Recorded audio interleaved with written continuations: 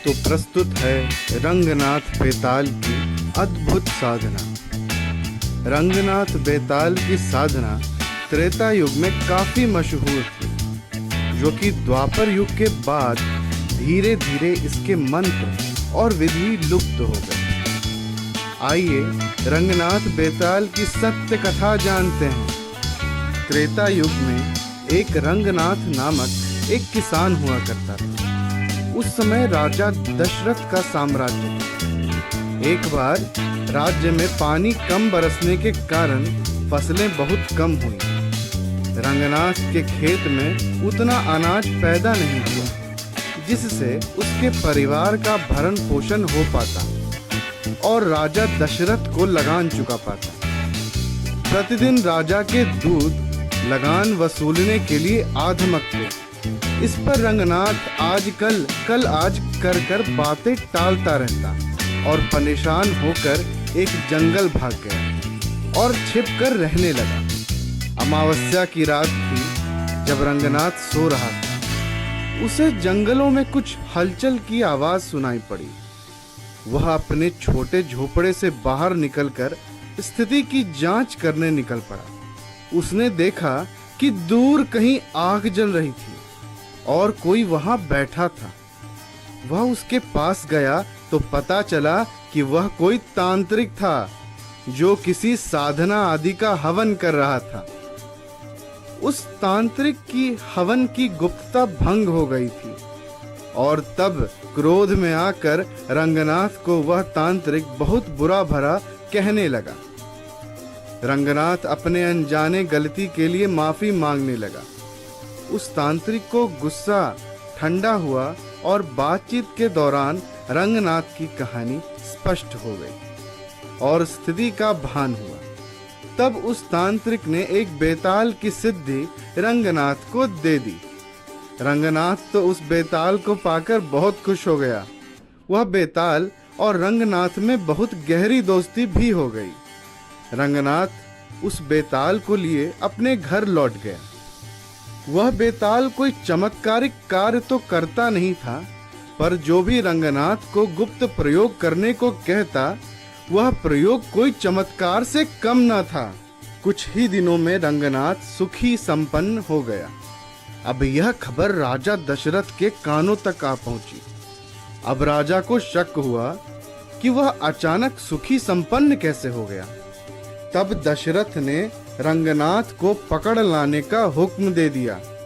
रंगनाथ उस समय अपने घर में ही था, जो कि उसे मालूम था राजदूत उसे बुलाने अवश्य आएंगे, क्योंकि बेताल ने पूर्व ही जानकारी उसे करा दी थी। बेताल जो कि अदृश्य रूप में रहता था, इसलिए राजदूत उसे देख न सके और वे सब रंगनाथ को पकड़कर राजा के पास ले गए।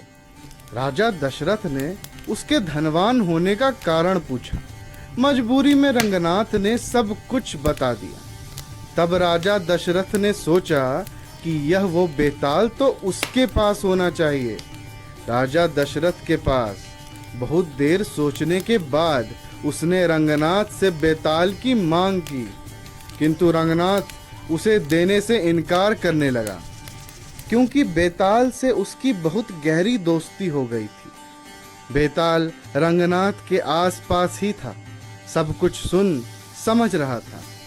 रंगनाथ के बार बार इनकार किए जाने पर राजा को गुस्सा आ गया और अपनी तलवार निकाल ली और रंगनाथ पर वार करने को तैयार हो गया।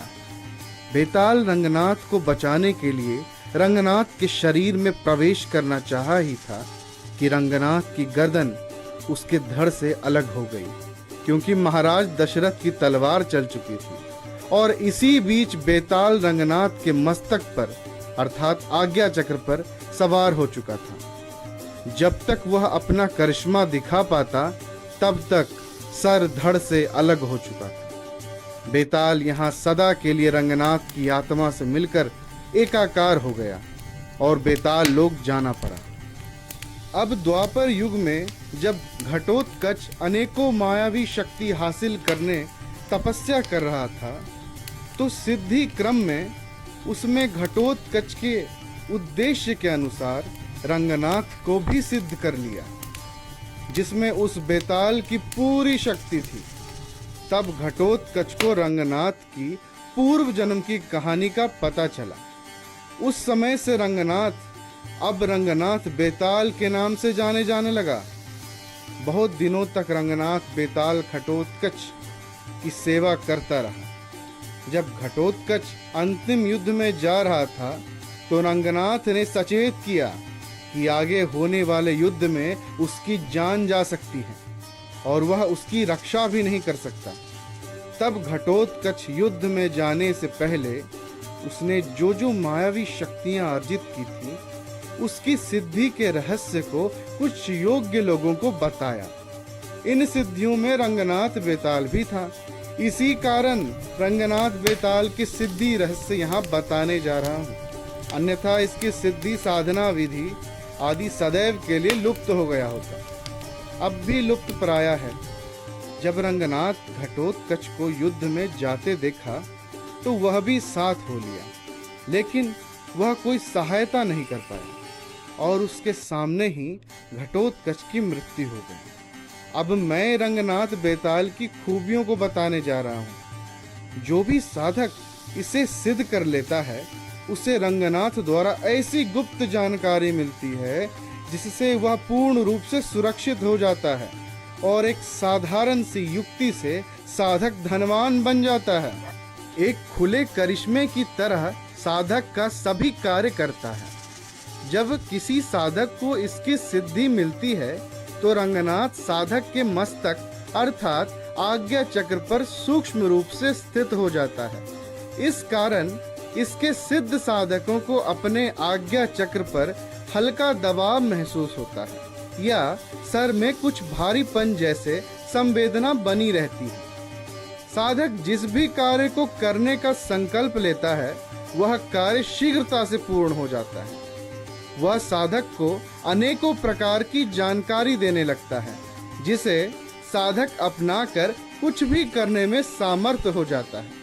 बहुत सी ऐसी बात है जो कि इसकी सिद्धि के बाद ही पता चलती है। यह गुप्त साधना की जानकारी मेरे पास कैसे आ गई, यह भी एक रहस्य है जिसे गुप्त रखने का ही नियम है। रंगनाथ बेताल की साधना विधि एवं विधान की चर्चा अब करने जा रहा हूँ। रंगनाथ बेताल का सार्वजनिक मंत्र है जिसे घटोत्कच ने बताया था, वह इस प्रकार से है। यदि साधक अपनी जन्म तिथि, राशि और लग्न के अनुसार एक गुप्त बीज लगाकर साधना करता है तो नया मंत्र बन जाएगा और नया बना मंत्र उस साधक को जल्दी सिद्धिदायक हो जाता है, जो कि इस साधना की दीक्षा के बाद बताई जा सकती है। उसके लिए अनुकूल पूर्ण मंत्र यदि बिना जन्म कुंडली विचार किए भी उक्त मंत्र की साधना की जाए तो भी मंत्र सिद्धिदायक ही रहेगा, किंतु साधना काल में परीक्षाएं ज्यादा हो सकती हैं। अतः उचित तो यह होता है कि साधक अपनी जन्म तिथि का ब्यौरा देकर मंत्र को प्राप्त करे और मंत्र को अपने अनुकूल करा ले, ताकि बिना कोई परेशानी साधना को सफल बनाया जा सके। साधना विधि, आवश्यक सामग्री, आसन और वस्त्र, सफेद धोती, सफेद कुर्ता और सफेद गमछा सर ढकने के लिए, और आसन के लिए कोई भी ऊनी आसन, कोई भी रंग का। साधना दिशा पूर्व, जपमाला, संस्कारित कमल गट्टे की माला। सुरक्षा हेतु भैरव तंत्र अवश्य धारण करें। साधना का समय रात 10 बजे के बाद। इसकी साधना में दीपक का प्रयोग करना नहीं होता है और दशांश हवन की भी जरूरत नहीं पड़ती। यह 51 दिन की साधना है और नित्य 3 माला से लेकर 11 माला तक जप करना पड़ता है। किसे कितनी माला जप करनी है यह साधक की जन्म तिथि जानने के बाद बताई जा सकती है। यह साधना रविवार के दिन से की जाती है जो साधक के प्रतिकूल तिथि में ना पड़ा हो। साधना काल में मन को आज्ञा चक्र में स्थित रखना चाहिए और तब जप करना चाहिए। इस साधना में जप हमेशा आंखें बंद करके करना चाहिए। जब साधना पूर्ण हो जाए तो आप इसका प्रयोग करें। प्रयोग इस प्रकार से करें।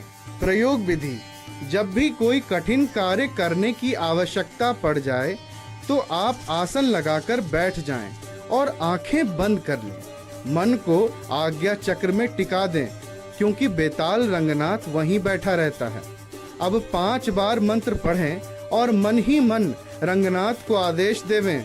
आपका काम सहजता से पूर्ण होने लगेगा। यह आपकी आवश्यकता के अनुसार बुद्धि प्रदान करता रहता है, जिससे आपकी सभी योजनाएं पूर्ण होने लगती हैं और जैसा भी चाहते हैं वह होने लगता है। सदैव आपकी रक्षा भी करता है। यह अन्य बेतालों की तरह कुछ भी मांगता नहीं। जो भी आप खाते पीते हैं उसी से वह संतुष्ट रहता है। इसे सिर्फ आपका प्रेम चाहिए और कुछ नहीं।